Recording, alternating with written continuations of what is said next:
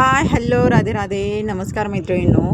आजची सकाळ झाली ती आईने केलेले देवपूजेपासून.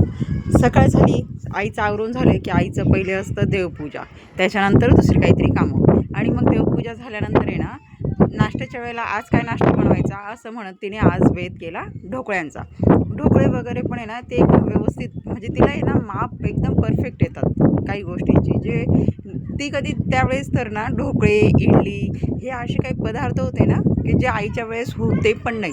म्हणजे इडलीसुद्धा आहे ना खूप वर्षांनी, म्हणजे ज्यावेळेस आम्ही लहान होतो त्यावेळेस पण आईने खूप वर्षांनी किंवा कधीतरी कुठून तरी शिकली होती, आणि ते पण कोणत्या तरी मावशींनी ना आम्हाला एकदा आणून दिली इडली पण. तेव्हापासून आईने केली होती, आणि आईने पहिल्यांदा पण केली ना एकदम व्यवस्थित झाली होती बरं. इडली पण ढोकळे पण नाश्ता वगैरे आमचा झाल्यानंतर आहे ना आम्ही गेलो होतो.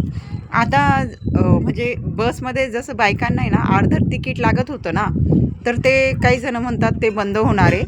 त्याच्यामुळे एक कार्ड 220 रुपये आपल्याला भरून तयार करून घ्यावं लागणार आहे, आणि ते कार्ड दाखवल्यानंतर आहे ना आपल्याला बसमध्ये अर्धं भाडं द्यायचं आहे.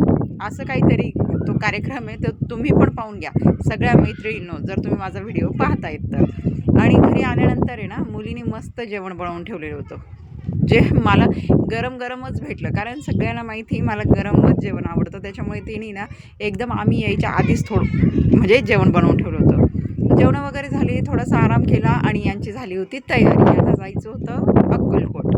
मुली चालल्या होत्या अक्कलकोटला स्वामींचं दर्शन घ्यायला, आणि मग यांची तयारी वगैरे झाली. आज तर ना म्हणजे जायचं ह्या हिशोबाने तर त्यांनी काही जेवणंसुद्धा केली नव्हती आज. मुली तर जेवल्याच नव्हत्या असं म्हणा. आता कुठेतरी जाताना आपण मोठ्यांच्या पाया पडतो, ही मोठ्या मुलीला सवय. आता मोठी मुलगी सासरवाशीन पण आहे, त्याच्यामुळे तिला काही गोष्टी माहिती पण आहेत. तशी लहानी जी आहे ना माझी, ती कधीच कोणाच्या पाया पडत नाही, म्हणजे कधीच कोणाच्याच पाया पडत नाही ती, जोपर्यंत आपण सांगत नाही. आपण सांगितलं की पडते, पण ती स्वतःहून कधीच पुढाकार घेणार नाही पाया पडण्यामध्ये, कारण पाया पडणं हे तिला म्हणजे काहीतरी वेगळंच वाटतं नाही का. म्हणजे पाया का पडतात, मग ज्यावेळेस ती काहीतरी कथा ऐकते, काहीतरी बाबा लोक सांगतात, किंवा आता मोबाईलमध्ये सर्च करतात मुली पाया का पडतात किंवा काय, तर काही ठिकाणी बाबा लोकांनी सांगितलं आहे की अशा लोकांच्या पाया पडा जे खरोखर चांगले आहेत, आणि ज्यांचे नाही त्यांचे नाही, असे मग तिचं